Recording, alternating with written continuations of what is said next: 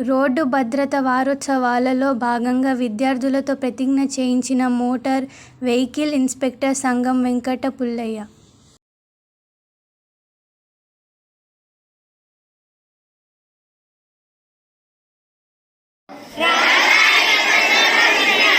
నేను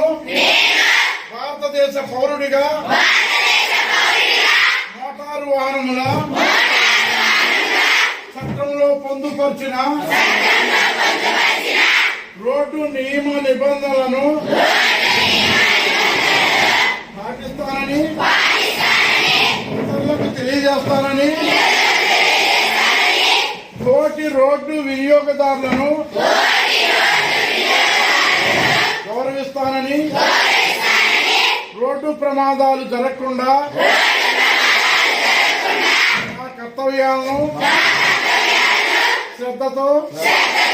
అంతఃకరణ శుద్ధితో నిర్వహిస్తానని